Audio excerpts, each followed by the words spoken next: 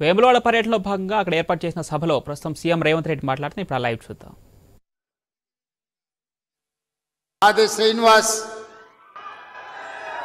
మీ శాసనసభ్యుడి అధ్యక్షతన రాజన్న సిరిసిల్ల జిల్లా అభివృద్ధి కార్యక్రమాలకు తెలంగాణ రాష్ట్ర ప్రభుత్వం శ్రీకారం చుట్టి ఈ కార్యక్రమంలో నా సహచర మంత్రివర్గ సభ్యులందరూ, పార్లమెంట్ సభ్యులు, శాసన మండలి సభ్యులు, శాసన సభ్యులు, పార్టీ ముఖ్యమైన నాయకులు, ప్రభుత్వ అధికారులు, ప్రాణ సమానులైన ఈ అధికారం రావడానికి అహర్నిశలు రాత్రింబవళ్ళు కష్టం చేసి ఈ కుర్చీలో కూర్చోబెట్టిన వేలాది మంది కుటుంబ సభ్యులందరూ కూడా మనస్ఫూర్తిగా ధన్యవాదాలు, కృతజ్ఞతలు తెలియజేస్తున్న మిత్రులారా. ఆనాడు పాదయాత్ర సందర్భంగా సమ్మక్క సార్లమ్మ ఆశీర్వాదం తీసుకొని మొదటి అడుగు వేసిన రోజే ఈ అడుగు కేసీఆర్ గడీలను కూల్చే వరకు ఆగదు. అందులో వేలాది మంది కాంగ్రెస్ పార్టీ కార్యకర్తలు పాల్గొనాలని ఆ పాదయాత్రలో భాగంగా వేములవాడ రాజన్నను దర్శించుకొని సామాన్య ప్రజలను, తెలంగాణ ఉద్యమకారులను, అమరవీరుల కుటుంబాలను, తెలంగాణ ఆడబిడ్డలనే కాదు వేములవాడ రాజన్నను కూడా మోసం చేసిన చంద్రశేఖరరావు ప్రభుత్వాన్ని గద్దె దించాలి అని ఈ గడ్డ మీద నుంచి ఆ రోజు మనం మాట్లాడుకోవడం జరిగింది. నాడు పిసిసి అధ్యక్షుడిగా మీ దగ్గరకు వచ్చినప్పుడే ఆ రోజు చెప్పిన ఇందిరమ్మ రాజ్యం ప్రజాప్రభుత్వం ఏర్పడుతుంది, రాజన్నకు సంబంధించిన అభివృద్ధి కార్యక్రమాలు, అదేవిధంగా వేములవాడ, సిరిసిల్ల, అదేవిధంగా చొప్పదండి నియోజకవర్గాల అభివృద్ధి కార్యక్రమాలు, ముఖ్యంగా 2 దశాబ్దాల నుంచి మిడ్ మానేరు ముంపు బాధితుల సమస్యను పరిష్కరించాలి. మీ వంట వార్పు కార్యక్రమంలో, మీ నిరసన కార్యక్రమంలో, మీరు చేస్తున్న పోరాటంలో చాలాసార్లు నన్ను ఆహ్వానించడం ద్వారా ఆనాడు మీ సమస్య నా దృష్టికి తీసుకొస్తే మనకు అవకాశం వచ్చినప్పుడు ఆ సమస్యను పరిష్కరించాలి అని చెప్పి ఆనాడే మీకు మాట ఇవ్వడం జరిగింది. ఇవాళ అదే కాకుండా కలికోట సూరమ్మ ప్రాజెక్టు పాదయాత్ర సందర్భంగా ప్రాజెక్టు మొత్తం కలే తిరిగి ఖచ్చితంగా అధికారులకు వచ్చిన వెంబడే ఈ ప్రాజెక్టును పూర్తి చేసే బాధ్యత కాంగ్రెస్ ప్రభుత్వం తీసుకుంటుంది అని ఆనాడు ఈ ప్రాంత రైతాంగానికి చెప్పడం జరిగింది.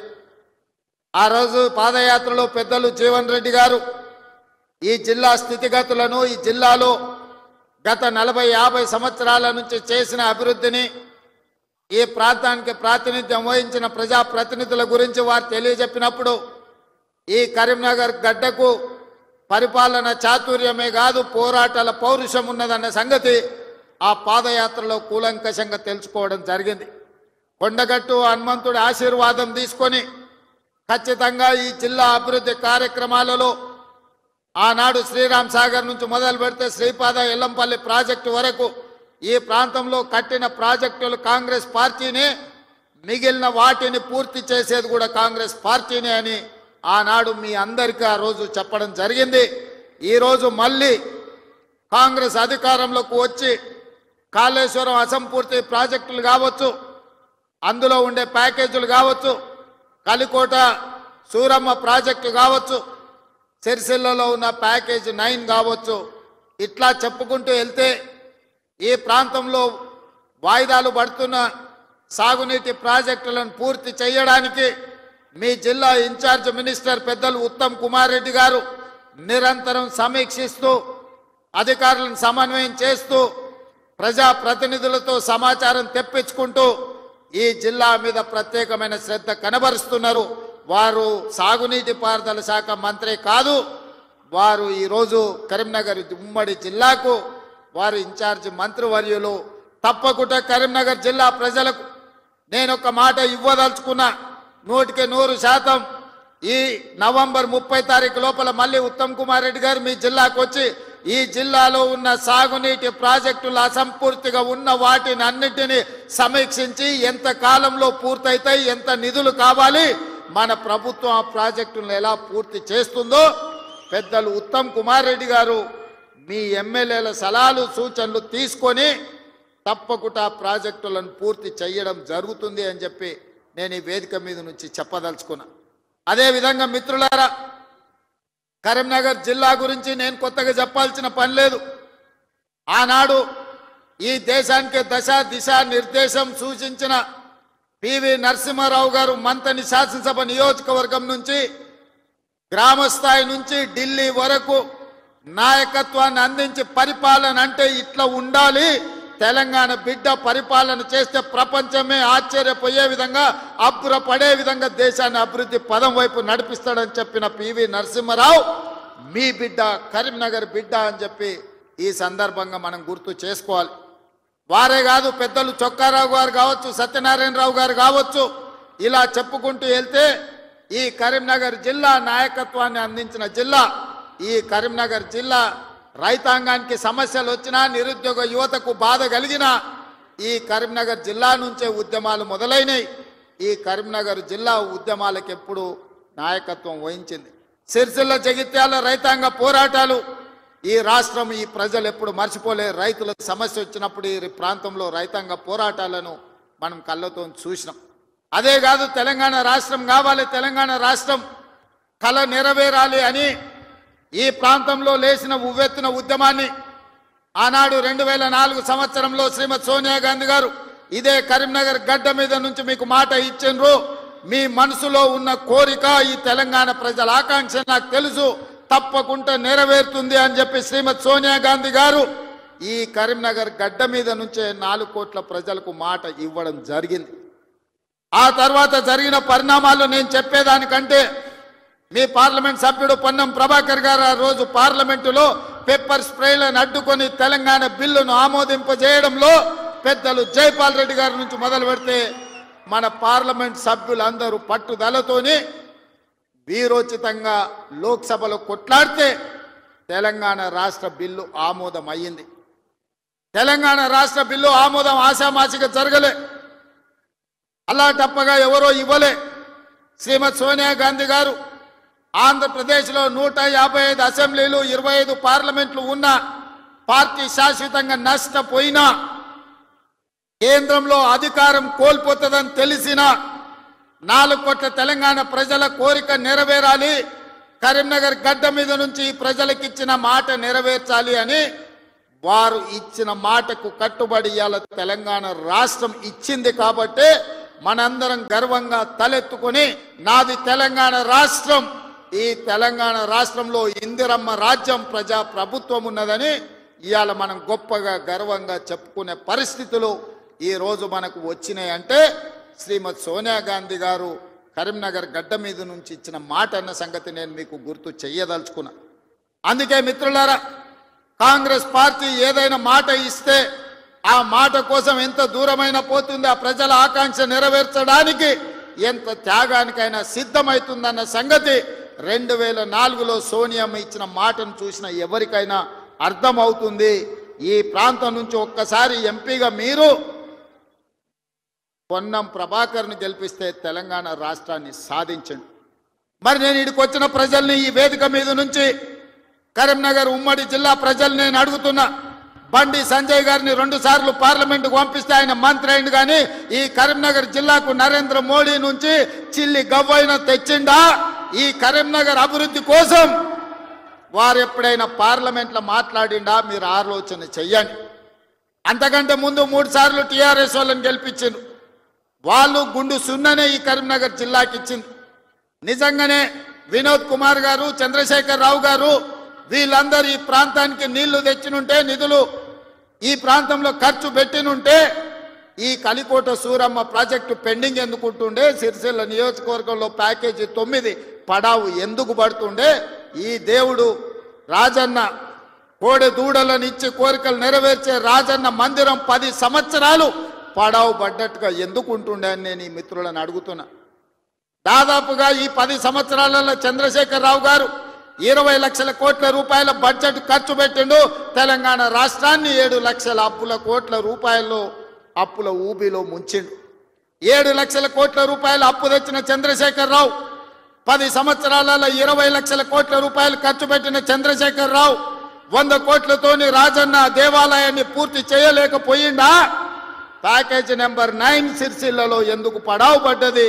కలికోట సూరమ్మ ప్రాజెక్ట్ ఎందుకు పూర్తి కాలేదో మీరు ఒక్కసారి ఆలోచన చేయండి. ఇవాళ మీ రోడ్లు వెడల్పు విషయంలో కానీ మీరు ఆనాడు ఎమ్మెల్యేగా ఎన్నుకున్న ఆయన 3 సార్లు గెలిచినట్టున్నాడు. ఆయనను గవ్వాలంటే మీరు జర్మనీకి పోవాల్సిన పరిస్థితి ఉండే. కానీ ఇవాళ ఆది శ్రీనివాస్ మీరు పోవాల్సిన పని లేదు. మీ గల్లీకో మీ తండాకో మీ ఊరికో రోజు దయ్యం పట్టినట్టే తిరుగుతుండే ఆది శ్రీనివాస్. ఆయనకు పట్నం ఆడుందో తెలియదు. అసెంబ్లీ ఉన్నప్పుడు పట్నం వచ్చిందంటే పైగో ఇన్ని కాగితాలు పట్టుకొని వస్తాడు నా దగ్గరికి. మీ ఎమ్మెల్యేని చూస్తేనే నాకు భయం అవుతుంది, మళ్ళీ ఏం తెచ్చి కాగితం చేతిలో పెడతాడో, మళ్ళీ ఏం అడుగుతాడో అని.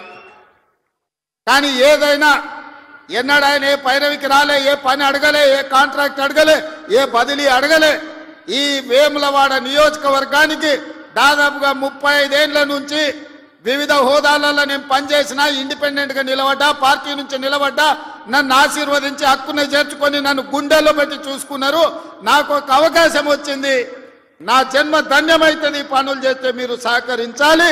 నాకు పదవి ఇవ్వకపోయినా పర్వాలేదు, కానీ నా ప్రాంతానికి ప్రాజెక్టులు ఇవ్వండి అని మీ ఆది శ్రీనివాస్ కాగితాలు తీసుకొచ్చి ఇచ్చి ప్రాజెక్టులు అన్ని కూడా తెచ్చుకున్నాడు.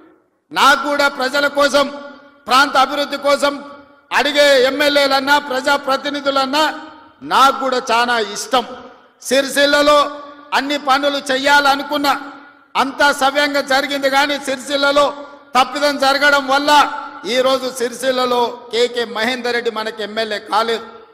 కానీ సిరిసిల్ల ప్రాంతాన్ని నిర్లక్ష్యం చేయదలుచుకోలే. సిరిసిల్ల ప్రాంతాన్ని అభివృద్ధి చేస్తాం, అందుకే మెడికల్ కాలేజ్ మంజూరు చేసినాం. అదేవిధంగా మా చేనేత కార్మికుల కోసం యాడ్ను డిపో రాజన్న సాక్షిగా వేములవాడలో ఈరోజు పెట్టినాం. ఈ ప్రాంతంలో ఉండే నేతన్నల్ని, గీతన్నల్ని, గల్ఫ్ కార్మికులను ఆదుకోవాలనేది మా విధానం. గల్ఫ్ కార్మికుల విషయంలో మా మేడిపల్లి సత్యం కావచ్చు, మా డాక్టర్ కవంపల్లి సత్యనారాయణ గారు కావచ్చు, పెద్దలు జీవన్ రెడ్డి గారు, ఆది శ్రీనివాస్ ఈ ప్రాంత జగిత్యాల కోరుట్ల ప్రాంతం నుంచి ఇక్కడ నుంచి వలసలు పోయే గల్ఫ్ కార్మికుల గురించి గల్ఫ్ బోర్డు పెట్టాలి. గల్ఫ్ కార్మికులు అక్కడికి పోతే ఏదైనా ప్రమాదం జరిగి గల్ఫ్ దేశాలలో, మిడిల్ ఈస్ట్ కంట్రీలో చచ్చిపోతే కనీసం ఆ కుటుంబాలు శవాన్ని కూడా చూసే పరిస్థితి లేదు. ఆ కుటుంబాలను ఆదుకునే పరిస్థితి అంతకంటే లేదు. వాళ్ళ పిల్లలు అనాథలైపోతున్నారు.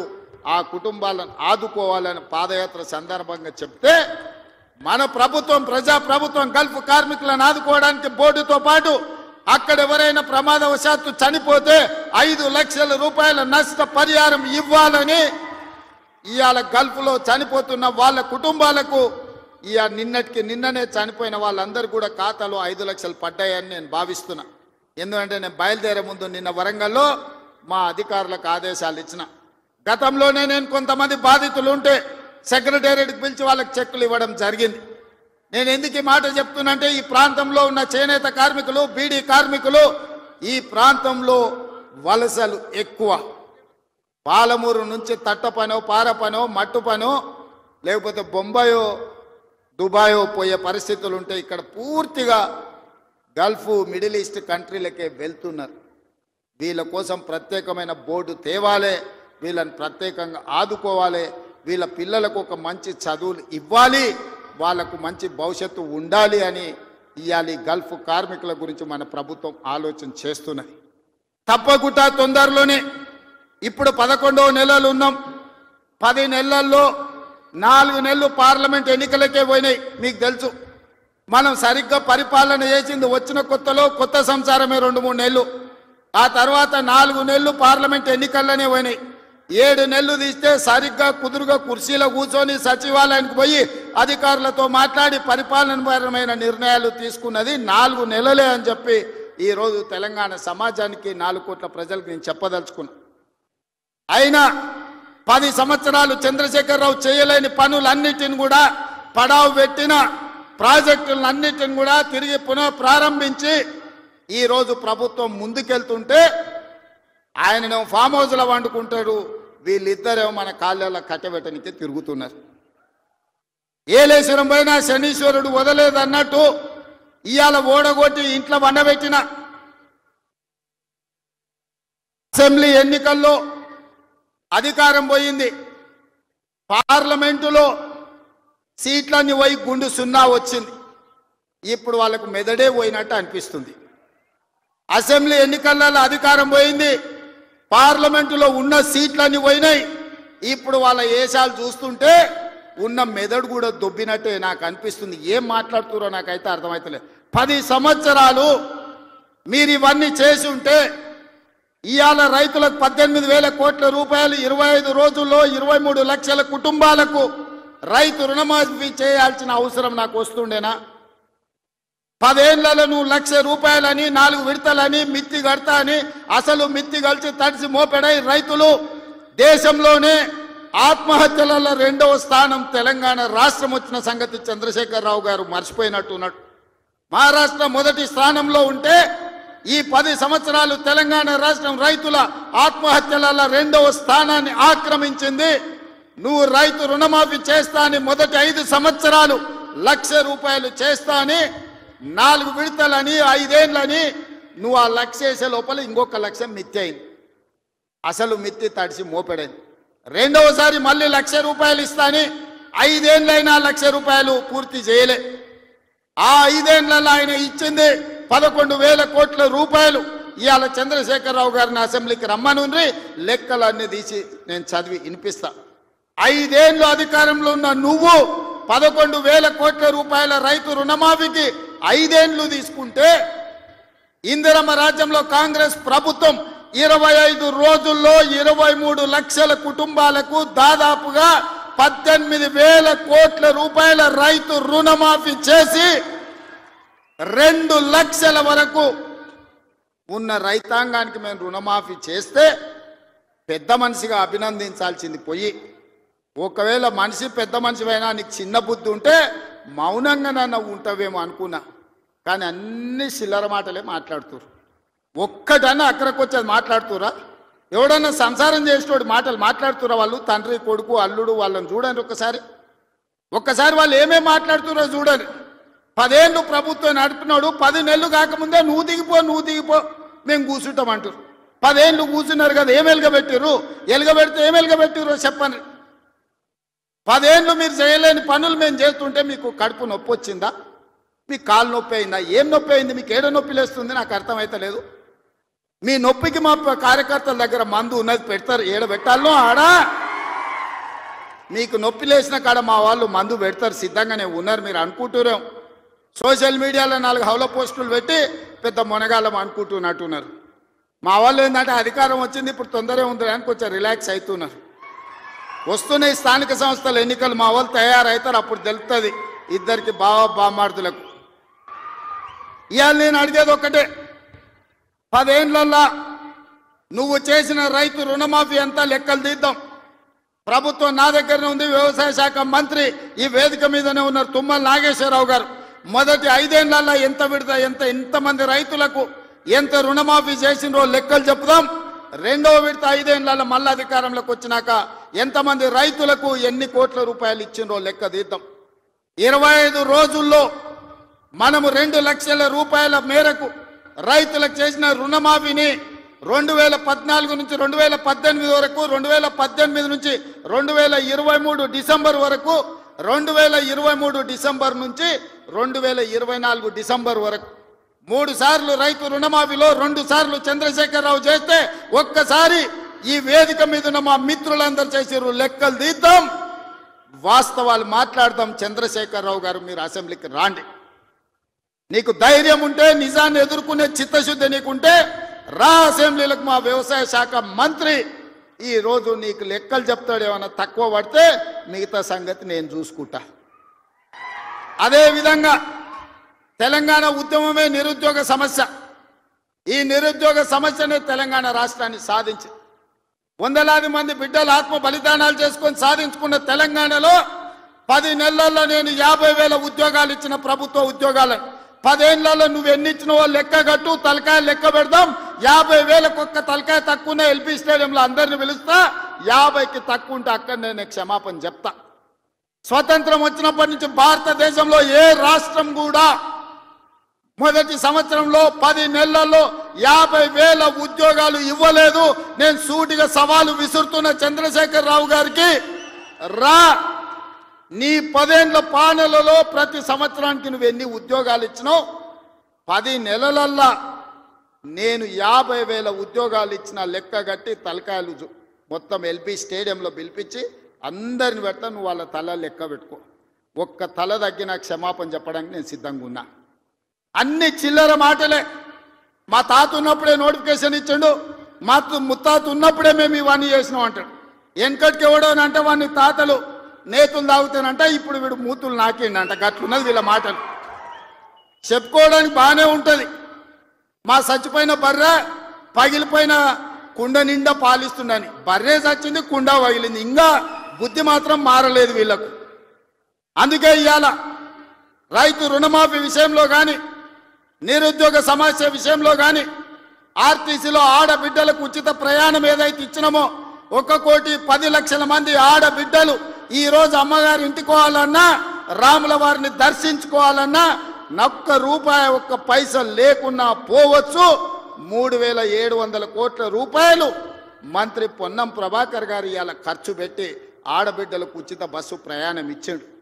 ఇదే కాదు, ఆనాడు మోడీ ప్రభుత్వం 1,200 రూపాయల సిలిండర్ చేస్తే ఈరోజు ఆడబిడ్డలకు 500 రూపాయలకే సిలిండర్ ఇస్తున్నాం. ఆ శాఖ ఉత్తమ్ కుమార్ రెడ్డి గారు చూస్తున్నారు.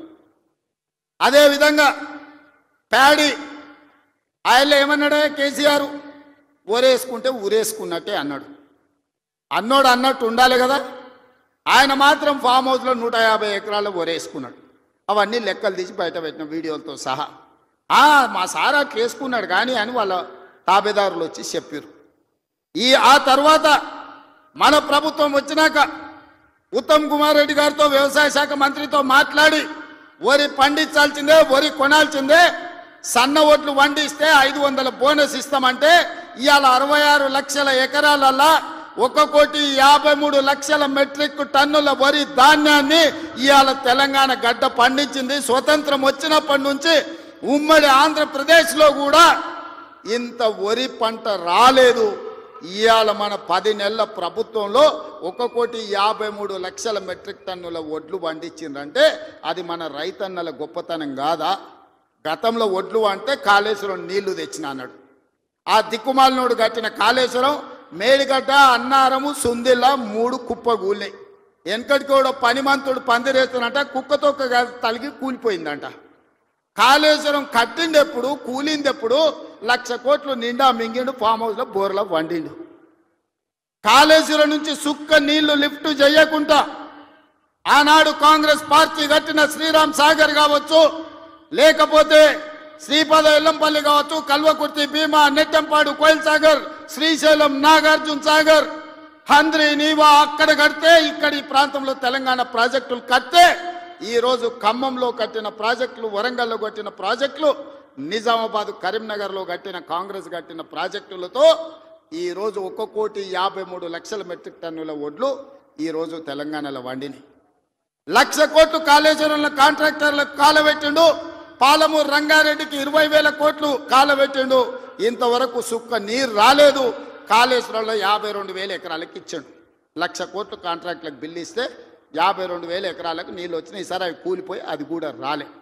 ఇప్పటి వరకు చంద్రశేఖర్ రావు గారి 10 ఏళ్లల్లా 1,83,000 కోట్ల రూపాయల ప్రజాధనాన్ని ఇరిగేషన్ ప్రాజెక్టుల మీద పెట్టిండు. నేను సూటిగా అడుగుతున్నా, ఏ ప్రాజెక్ట్ అయినా నువ్వు పూర్తి చేసినవా? ఏ ఒక్క ప్రాజెక్ట్ అయినా తెలంగాణ ప్రజలకు అంకితం చేసినవా? ఇది పూర్తయింది, ఇది ప్రజలకు అంకితమైంది, దీంట్లో నీళ్ళు వస్తున్నాయని చెప్తావా అని నేను అడుగుతున్నా. ఇవాళ మల్లన్న సాగర్ అంటాడు, రంగనాయక్ సాగర్ అంటాడు, కొండపోచమ్మ అంటాడు. రంగనాయక్ సాగర్ కడితే రంగనాయక్ సాగర్ దగ్గర హరీష్ రావు ఫామ్ హౌస్ కట్టుకున్నాడు. 3 దిక్కుల ప్రాజెక్ట్ ఉంటుంది, మధ్యలో ఆయనకు ఫామ్ హౌస్ ఉంటుంది. ఆయనకు 360 డిగ్రీలు వాటర్ ఫ్రంట్ వ్యూ ఉండాలంట. భూసేకరణ కోసం తీసుకున్న భూమిని హరీష్ రావు పేరు మీదకి బదిలీ చేపించుకున్నాడు. ప్రాజెక్టు కోసం సేకరించిన భూములు రంగనాయక్ సాగర్ సిద్దిపేట దగ్గర ప్రాజెక్టు కోసం సేకరించిన భూములు ప్రాజెక్టుల నుంచి తొలగించి హరీష్ రావు ఫామ్ హౌస్ కట్టుకున్నాడు. దానికి లెక్క చెప్పాల్సింది హరీష్ రావు గారు. ఏం చింత చేయకు, లెక్కలు తీస్తున్నా, నీ లెక్క చెప్తా. కొండ పోచమ్మ ప్రాజెక్టు కట్టిందే కేసీఆర్ ఫామ్ హౌస్ కు కాలువలు తీసుకెళ్లడానికి. ఇవాళ నిజ నిర్ధారణ కమిటీ వేసుకుందాం, కొండ పోచమ్మ ప్రాజెక్టుకు పోదాం. కొండ పోచమ్మ నుంచి డైరెక్ట్ గా కేసీఆర్ ఫామ్ హౌస్ 100 ఎకరాలకు కాలువ డైరెక్ట్ ఆయన ఫామ్ హౌస్లోకి వెళ్ళి తీసుకుపోయాడు. 1000 కోట్లు ప్రజలై ఖర్చు పెడితే నీ ఫామ్ హౌస్కు నీళ్లు తీసుకెళ్తావా? ఇది న్యాయమా? చంద్రశేఖరరావు గారు, నిన్ను నమ్మి నీ చేతిలో రాష్ట్రం పెడితే, నీ కొడుకుని మున్సిపల్ మినిస్టర్ పెడితే జన్వాడలో 111 జీవోలో ఫామ్ హౌస్లు కట్టుకుంటాడు. ఆయన బామ్మార్ది ఇంకోటి కట్టుకుంటాడు. అందులో దీపావళి పండుగ వచ్చిందని చిచ్చుబుట్లు కాకుండా సారాబుట్లు పెట్టి దావతులు చేస్తాడు. ఏమనంటే మేము క్యాసినో నడుపుకుంటాం, మేము సారా బుట్లు పెట్టుకుంటాం, కాబట్టి మమ్మల్ని ఏం అనొద్దు అని. అంటే బావ కళ్ళల్లో ఆనందం చూడడానికి ఆయన బామ్మార్ది ఏమి తాగి తందనాలు ఆడినా డ్రగ్స్ తీసుకున్నాడు. ఆ ఇంట్లో దొరికినా కేసు పెట్టొద్దా? ఒకసారి ఆలోచన చేయండి. ఎంత సిగ్గు లేకుండా మాట్లాడుతున్నారంటే, డ్రగ్స్ తీసుకున్నాడు దొరికిండు కదనే వాడు మొత్తం అందా, అవును నేను డ్రగ్స్ తీసుకున్నాను వాడు ఒప్పుకుండు, డ్రగ్స్ ఉన్నోడు దొరికిండని వీడు ఒప్పుకుండు, కానీ వాడిని పట్టుకోవద్దంట పోలీసోడు. ఎందుకంటే మేము బీఆర్ఎస్ నాయకులం కాబట్టి మమ్మల్ని ఏమనొద్దని. ఈ రాష్ట్రంలో, ఈ దేశంలో బీఆర్ఎస్ వాళ్ళకి ఏమైనా కొత్త చట్టం ఉందా? ఇడిచిపెట్టాలా? ఊర్లో డ్రంక్ అండ్ డ్రైవ్ అని పిల్లలు ఇవ్వడానికి తెలిసో తెలియక తాగితే నోట్లో పుల్ల పెట్టి ఊదిచ్చి వాని బండి గుంజుకొని వాని పోలీస్ స్టేషన్లో పెట్టి వాని ఈపులు వలగొట్టి వాని దగ్గర 5,000 వసూలు చేస్తున్న సన్నాసి, నీ బామ్మార్ది డ్రగ్స్ తీసుకున్నాడు ఇంట్లో దొరికితే, అక్రమంగా ఫామ్ హౌస్ కట్టుకుంటే, వాని ఇంట్లో విదేశీ మద్యం దొరికితే వాని మీద కేసు పెట్టొద్దు అంటున్నావంటే చట్టం నీకోటి, పేదోళ్ళకి ఇంకొక చట్టమా అని నేను అడుగుతున్నా. ఇదా తెలంగాణ రాష్ట్రంలో 10 ఏళ్ళ అధికారంలో ఉన్న మీరు ప్రజలకు చెప్తున్నది? ఇవాళ అభివృద్ధి గురించి మాట్లాడతాడు.